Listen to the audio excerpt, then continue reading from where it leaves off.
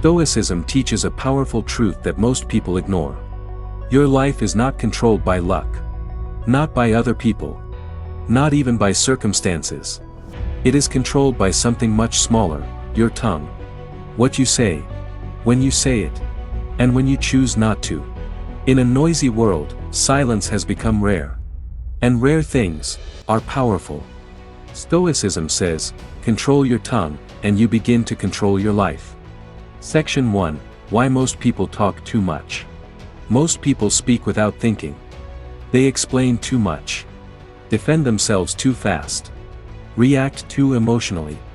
Why? Because silence makes them uncomfortable. Silence feels like loss of control. But Stoics understood something deeply: he who talks the most, controls the least. When you speak impulsively, you give away information, power, and emotional control. Every unnecessary word reveals your fears, your insecurities, your emotional state. The more you talk, the more predictable you become. And predictability is weakness. Section 2. Silence is not weakness. People often confuse silence with fear. But Stoicism says the opposite. Silence is discipline. A Stoic does not stay quiet because they can't speak. They stay quiet because they don't need to. Think about it. The calmest person in the room is usually the one with the most control. They observe. They listen. They choose their words carefully. And when they finally speak, people listen. Because silence creates weight. Section 3. Words create consequences. Marcus Aurelius warned, you don't have to say everything you think. Every word you release has consequences. One sentence can destroy trust, create conflict, damage your reputation. Most regrets in life don't come from silence.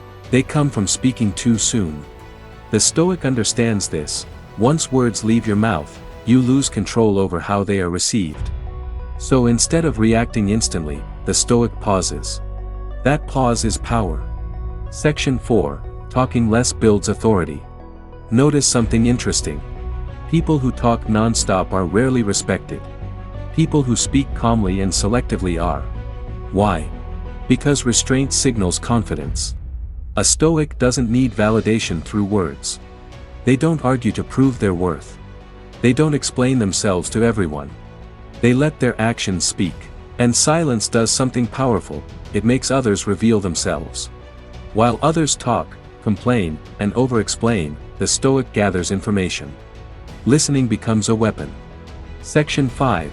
Emotional control begins with the tongue. Stoicism teaches emotional mastery. And the first test of emotional control is speech.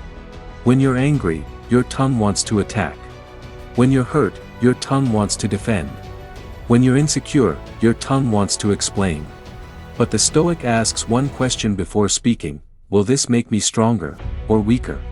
If words come from emotion, they will almost always weaken you. That's why Stoics train themselves to stay quiet during emotional storms. Silence becomes a shield. Section 6. Less words, more respect. Here's a hard truth. People don't respect those who overshare. They respect those who are composed. When you say less, people wonder what you're thinking. Your presence feels heavier. Your boundaries become clearer. Stoicism doesn't mean becoming cold. It means becoming intentional. Speak when it adds value. Stay silent when it doesn't. That balance creates respect without force. Section 7. Practical Stoic Rule. Here's a simple Stoic rule you can apply today. Before you speak, ask yourself 3 things. Is it true? Is it necessary? Is this the right moment? If the answer is no to even one, remain silent. This rule alone can save relationships, protect your reputation, increase self-control. Silence is not passive. It is strategic. Conclusion: control your tongue, control your destiny. Stoicism is not about suppressing yourself. It's about mastering yourself.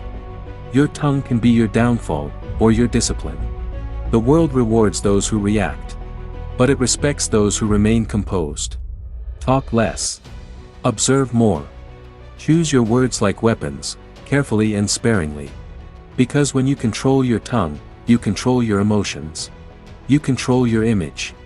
And eventually, you control your life.